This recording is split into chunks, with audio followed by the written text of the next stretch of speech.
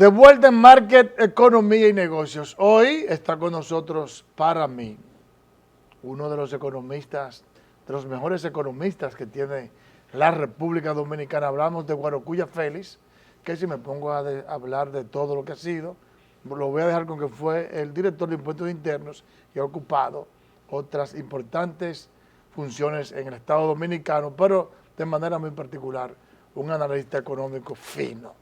Y nos va a ayudar hoy a entender qué es lo que está pasando a nivel mundial y a nivel nacional con esta crisis económica que ha traído consigo el COVID-19.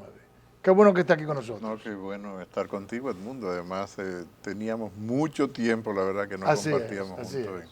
Pero la amistad se mantiene como quiera. Sí, y la verdad es que con mucho cariño. Y además nos vemos con frecuencia y siempre, bueno, buscamos un minuto para hablar. Le pregunto así rápidamente para entrar en contexto. Dime tú. Como consecuencia... Dime tú, no le. Ok. Te pregunto. Esta situación económica, que evidentemente no es culpa de nadie, pero el gobierno, ¿cómo la ha manejado? Mira, yo creo que el gobierno ha estado en línea con lo que ha sido el manejo de la política económica de los países que se han visto afectados por el COVID-19. Y el hecho de que esta administración haya ratificado al gobernador del Banco Central de la anterior administración, lo que te manda es una señal, un indicador de que va a mantener e intenta mantener, a pesar de la crisis, una línea de sensatez en la política económica. Es decir, sensatez quiere decir es que no haya sobresaltos, de que a pesar de los impactos negativos que recibe la economía dominicana, producto de la caída principalmente del turismo, de las actividades económicas propias que se generan en nuestra economía, el gobierno al mismo tiempo intenta mantener la actividad dentro de un marco de sensatez. Eso no quiere decir que haya aspectos que tú no puedas cuestionar o mejorar, pero en sentido general, yo creo que el gobierno en la parte de la política económica se maneja con bastante sensatez. Doctor Guarocuya, esta parte del... Dime Guarocuya, eso, no, dime Guarocuya, Guarocuya hagámoslo Félix, así. Sí. este problema que ha enfocado el Banco Interamericano de Desarrollo, BID, que en el caso de la República Dominicana, 677,000 pobres, fruto de la pandemia del COVID, como dijo Edmundo, de la crisis que ha generado la pandemia. ¿Cómo tú ves, cómo afectará esto? Tantos pobres, dicen ellos que puede haber colapso en términos de protesta, en términos de que aumente la delincuencia. ¿Cómo tú crees que el gobierno va a manejar eso? Ya nos afecta. Siempre que hay crisis, quienes pagan el costo de esa crisis siempre son los grupos que están en mayor nivel de riesgo. Grupos en nivel de riesgo son aquellos que están en línea de pobreza o debajo de línea de pobreza o muy por encima de la línea de pobreza, pero cerca de esa línea, ¿no? Y la crisis lo que hace es que personas que han subido de la línea de pobreza, por lo regular, bajen de la línea de pobreza. No sé si me estoy expresando correctamente claro, para que nos puedan entender. Es decir, es como si cruzáramos una puerta, pero no hemos avanzado mucho al cruzar esa puerta y la crisis lo que hace es que me echa hacia atrás y me devuelve antes de cruzar la puerta, por decirlo de alguna manera. Y esta crisis no es una excepción. Es una crisis sanitaria, fíjate que no es una crisis como la que tuvimos en 2007, 2008, que se prolongó prácticamente hasta empalmar con la crisis sanitaria. Aquella fue una crisis financiera que se convirtió en crisis monetaria, luego en crisis de la deuda, estamos hablando de la subprime, como se llamó en su momento, y ahora es una crisis sanitaria que impacta a la economía y que por lo tanto hace que volvamos a tener niveles de pobreza que ya habíamos superado con medidas de política económica. Si algo se le reconoce, por ejemplo, al gobierno del presidente Danilo Medina y a los gobiernos del PLD en general, son dos cosas, desde mi punto de vista, esto puede ser luego sujeto de discusión.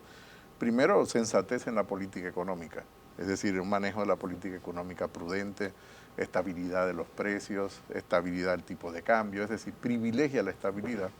Y segundo, el hacer un esfuerzo para sacar a la mayor cantidad de personas de la pobreza extrema en la República Dominicana. Y yo creo que eso es un legado que reconocen los organismos internacionales, que reconoce el propio gobierno en sus respectivos informes del Ministerio de Economía, los propios informes del Banco Central.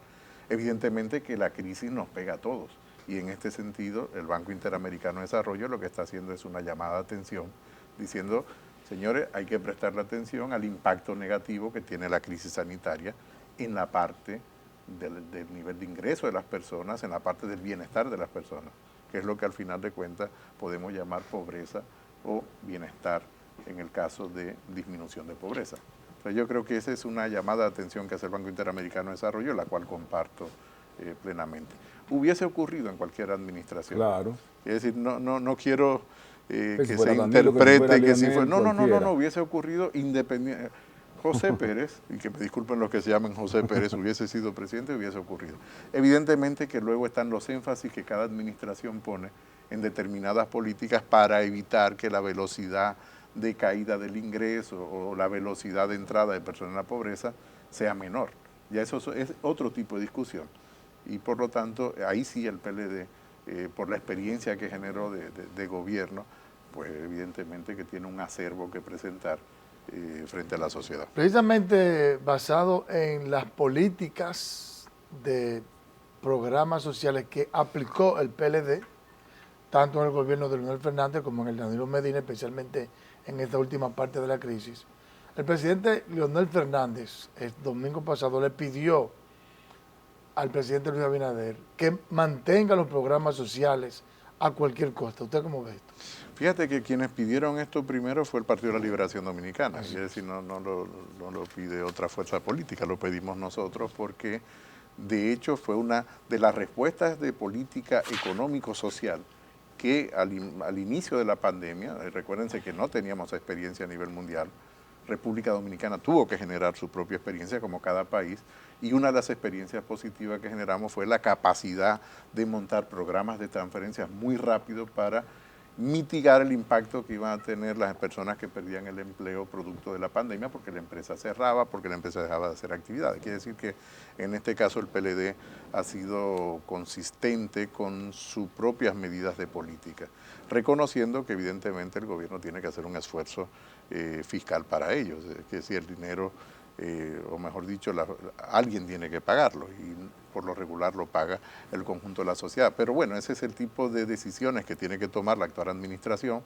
cuando establece sus criterios de prioridades. ¿Qué voy a priorizar? ¿Priorizo a las personas o priorizo la inversión en infraestructura o priorizo determinado tipo de gasto? Entonces, yo creo que si fuese el gobierno del Partido de la Liberación Dominicana, no habría ninguna duda de que estaríamos priorizando el mantenimiento de los programas de transferencia, sobre todo aquellos programas para mitigar pérdidas de empleo, hasta tanto la economía comenzase a remontar en sectores que son claves como el turismo o en el caso de las industrias de manufactura. Entonces, es un llamado que es coherente con lo que ha pedido el Partido de la Liberación Dominicana. Precisamente de ese tema del turismo, a pesar de que el turismo de los sectores de la economía que no se recupera todavía fruto de la crisis de la pandemia a nivel internacional, pero en esta misma semana el presidente Luis Abinader ha presentado en los medios 3 iniciativas que tienen que ver con el turismo. Ayer fue la de Miches, la semana pasada fue, principio de semana fue la de la Romana, y como siempre en la parte sur. ¿Tú piensas que es correcto seguir con esas iniciativas del turismo, a pesar de que el turismo todavía está rezagado?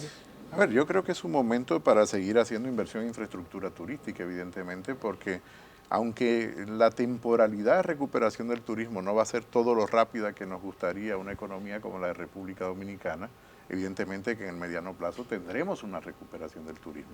Y yo iría más lejos, yo creo que es el momento para nosotros aprovechar y mejorar, por ejemplo, infraestructuras que no solamente son las que están en los espacios turísticos, sino infraestructuras que consumen tanto los ciudadanos dominicanos como los turistas que nos visitan. Estoy hablando del remozamiento de las carreteras, las orillas de las carreteras, evitar que se arrabalicen, que es un arrabal permanente. Tú abres una carretera y al otro día está totalmente arrabalizada. Y cuando tú compras servicios turísticos a otro país, tú estás tratando de comprar un ambiente y un entorno que no solamente sea agradable a la vista, sino que también sea, digamos, respetuoso con el ambiente y que sea también respetuoso desde el punto de vista de la salud. Yo creo que si algo ha demostrado la pandemia a esta generación, hacia unas 4 generaciones y media, casi 5 generaciones, dependiendo si tomamos una generación 20 años o 25 años, serían 5 o 4 generaciones que no habíamos tenido una pandemia como esta, y por lo tanto hay lecciones aprendidas para esta generación de que nosotros tenemos que tener como una política preventiva todo el tema de la calidad de ciudades. la pandemia, la velocidad de transmisión está muy directamente relacionada con la calidad de los barrios que nosotros tenemos en la ciudad. Y lo que sí tenemos que reconocer es que tenemos barrios de muy baja calidad. Yo creo que un buen ejemplo de lo que debería hacer fue la intervención que se hizo en La Barquita en su momento y la intervención que está pendiente en Domingo, o sea, en todo el país, miles de veces. Pero no, en todo el país. Es decir, esa debería ser la política, porque la actividad de las personas la hacemos en un territorio determinado. Nosotros no vivimos en el aire, vivimos en un barrio y en una esquinita del barrio, ahí tenemos una casa y ahí hacemos la mayor parte de nuestra actividad. Entonces, yo creo que sí que tiene sentido hacer inversión en infraestructura, pero también hay que ser lo suficientemente sensato y lo suficientemente prudente y lo suficientemente consciente de entender que la reactivación del turismo no depende solo de las políticas que toma República Dominicana, sino que depende de los países que emiten turistas, los países emisores. En este momento Inglaterra prohibió. Bueno, estamos mirando esta misma semana, lo que estamos mirando es medidas restrictivas en Francia, en Inglaterra, en España, en Alemania, en Canadá. Quiere decir que son los países que emiten la mayor cantidad de personas que visitan la República Dominicana. Entonces yo esto lo veo con optimismo, pero con mucha moderación. Evidentemente que hay que seguir haciendo inversión en infraestructura. Por ejemplo, hay un área del sector turístico que se ha rehabilitado como producto de la pandemia y se ha reactivado, que es la segunda vivienda, por ejemplo, en complejos cerrados. Y esto no solamente de dominicanos que tienen la capacidad para comprar una segunda vivienda o mantenerla, sino también de extranjeros que miran a República Dominicana como un destino donde podrían pasar una parte importante de su vida cotidiana. En la medida que hacemos trabajo a distancia, en la medida que empresas pueden operar a través de plataformas como las que todos conocemos. No quiero dar el nombre de ninguna, sí, pero como las que todos conocemos.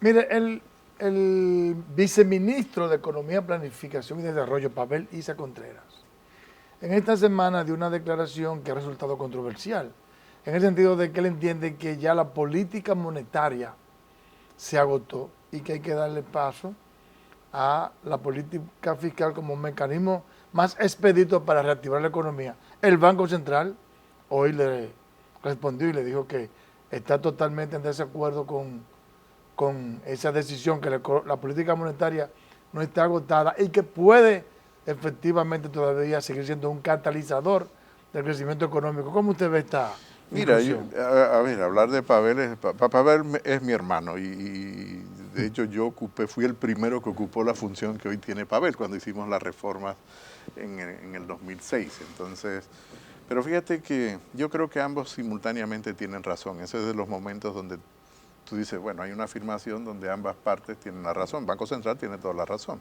Tiene que seguir utilizando instrumentos de política monetaria obligatoriamente.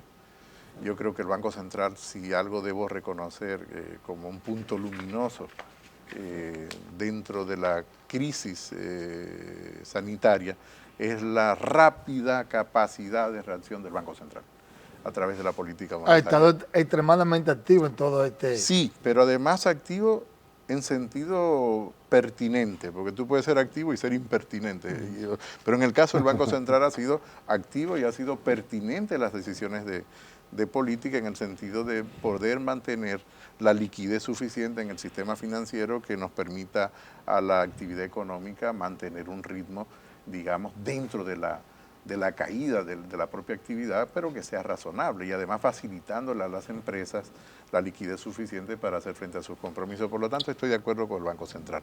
Pero al mismo tiempo estoy de acuerdo con Pavel y ahí voy a llegar a una conclusión. Evidentemente, la política monetaria no hace los grandes cambios estructurales y yo quiero interpretar que a eso se refería Pavel, porque es evidente que República Dominicana tiene todavía una serie de reformas estructurales pendientes que solo la política monetaria no lo puede hacer y le corresponde al ámbito del gobierno. Ahora, necesita el acompañamiento de la política monetaria para hacer esas reformas estructurales. Por eso te digo que son de esas situaciones donde simultáneamente ambas partes tienen razón. Yo creo que sí, que la política fiscal tiene que jugar un rol mucho más activo y sobre todo dentro de lo que no se denomina exactamente política fiscal, son políticas de reformas estructurales.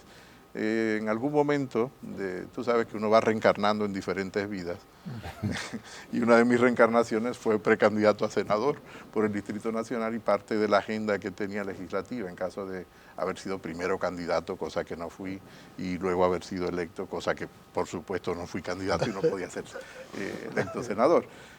Era una agenda con 4 puntos de reforma que son importantes, que creo que están pendientes y que ojalá esto sea parte de un gran pacto que las fuerzas políticas y sociales de República Dominicana deberían de retomar y poner sobre la mesa en el marco del Consejo Económico y Social. Una primera reforma es una reforma política del territorio. La Constitución es muy taxativa mandando de que reorganicemos políticamente el territorio en regiones. Esto implicaría, desde mi punto de vista, por la experiencia de haber sido responsable de planificación, tener 10 regiones, donde tendríamos 9 regiones, eso da más o menos 3 provincias serían una región, y esto nos daría una macrorregión, que es el Santo Domingo y el Gran Santo Domingo, o sea, el Distrito Nacional y el Gran Santo Domingo. Una segunda reforma sería una reforma de la fiscalidad. Yo en su momento hablaba de una nueva fiscalidad. Recuerdo que sí, aquí tenía diferencias conceptuales, por lo menos con los empresarios del CONEP, que decían, no, tiene que ser una reforma fiscal integral. No, la integralidad no es suficiente, tiene que ser una fiscalidad diferente. Y creo que ahora la pandemia es una ventana de oportunidad para trillar un aspecto que es un mandato de la Estrategia Nacional de Desarrollo. Segundo aspecto. Tercer aspecto es la reforma del mercado laboral. República Dominicana necesita un mercado de trabajo diferente a cómo funciona ahora. ¿Cómo conseguimos un empleo en República Dominicana? Es difícil. No en función de a quien tú conoces. Da igual las capacidades que tengas. Muy raras veces tú consigues un empleo porque llevas un currículo. Normalmente tú vas y te van a dar el trabajo y te dicen, ¿y el currículo? No, eso tú lo mandas a Recursos Humanos para archivo. Y si participas como militante en un partido político, no tienes empleo. Es una cosa horrorosa. Entonces, al mismo tiempo queremos que no haya corrupción. Entonces, la reforma del mercado de trabajo debe de ser el pilar central de toda la reforma. ¿Por qué? Porque la fiscalidad depende del mercado de trabajo. Es decir, los tributos dependen de las empresas y las personas. Si las empresas y las personas no tienen actividad económica, no hay ingresos para el sector público. Y la cuarta reforma es la reforma del sector previsional. Lo he dicho muy sofisticado, quiero decir, de la seguridad social. Tenemos que hacer la seguridad social sostenible en el tiempo a largo plazo. Por eso, en ese sentido, tomo las palabras de Pavel Isa, del viceministro de Economía, en el sentido de que evidentemente hay toda una agenda de reformas que todavía está pendiente en República Dominicana. Es importante señalar que uno nunca termina de hacer reformas. La reforma es parte consustancial de la vida. Entonces, las reformas son adaptaciones permanentes que tenemos que hacer a nuestra estructura económica o social, producto de que de los cambios tecnológicos. La tecnología nos cambió, un teléfono celular nos cambió el mundo, Claro. nos cambió la vida, y eso hace 10 años o 12 años, los teléfonos inteligentes. Entonces, República Dominicana evidentemente que tiene que estar abocada a esas reformas estructurales. Pero para eso se necesita un instrumento que para mí es fundamental, es que las fuerzas políticas puedan pactar. Un gobierno solo no puede. Ya lo decía yo cuando estaba en responsabilidad de gobierno, de que no era posible. Y hablaba de que necesitábamos pactos políticos. Yo creo que la crisis sanitaria y la magnitud de la crisis económica, más allá de la sanitaria, nos obliga a tener que pactar en República Dominicana, más allá de la propia Estrategia Nacional de Desarrollo. Quiere decir, la Estrategia Nacional de Desarrollo, en cierta medida, la crisis dejó atrás muchos de los aspectos que estaban pendientes en la propia Estrategia Nacional de Desarrollo. Piensa que la crisis sanitaria no solamente es la crisis que ha generado el tema del directo del COVID-19. ¿Cuál es el impacto que ha tenido en las personas que hemos estado encerrados durante casi un año desde el punto de vista psicológico?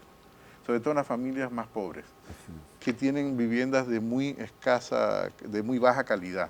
Y si tiene un familiar que tiene algún tipo de discapacidad o que tiene una enfermedad que le obliga a estar postrado o que tiene dificultades de movilidad, y ese es el tipo de atención que tiene que tener el sector público para esos grupos que han sido los más castigados. Evidentemente que todos lo hemos sido, ¿no? Rápidamente, que nos quedan pocos minutos. Una pregunta. Aquí yo tengo un análisis que hizo Ahí va ONG Cortiña, tratando como de responder el tema del agotamiento o no del Banco Central. Él dice, si vemos el anuncio del gobierno de que tuvo un superávit de 14.398 millones de pesos. Ascendieron el ingreso a 63.000. Estaba previsto un gasto de 63.724 y solo gastaron 49.000 y pico. Y también en la parte monetaria, para el 17 la base monetaria extinguida era de 297.444 y cuando en diciembre era de 320. O sea, ha bajado la base monetaria y también el gobierno, a pesar de haber aumentado los ingresos, gastó menos de lo previsto. Eso de alguna manera no está provocando que haya un menor crecimiento económico. Bueno, tiene un impacto en el mediano plazo. Y el mediano plazo, a ver, aquí hay que ponerse un poco de acuerdo en qué es el mediano o largo plazo. Normalmente el mediano plazo lo vemos, el corto plazo lo vemos no más de un año fiscal. Mediano plazo más de un año, ¿no? Y largo plazo más de 2 años, por decirlo. Para ponernos más o menos de acuerdo. Va a variar de un autor a otro y va a variar del contexto donde tú hagas la discusión. Claro. Digamos que evidentemente si tú disminuyes el gasto, sobre todo el gasto en inversión o el gasto en salud o el gasto en educación o el gasto en las transferencias para las personas que necesitan mantener un consumo autónomo y que no tienen cómo generarlo, evidentemente que eso impacta en una baja de la actividad económica. Pero también hay una parte de explicación de por qué se ha producido una disminución y tiene que ver con el ciclo de aprendizaje de los procesos de gobierno. Estamos hablando de un equipo de gobierno que no tenía una experiencia previa de gobierno y que por lo tanto hay una curva de aprendizaje. Y yo creo que las fuerzas políticas de oposición... están pagando la inexperiencia ahora mismo. Por supuesto, pero esto no lo digo como una crítica negativa, lo digo como algo que es constatable.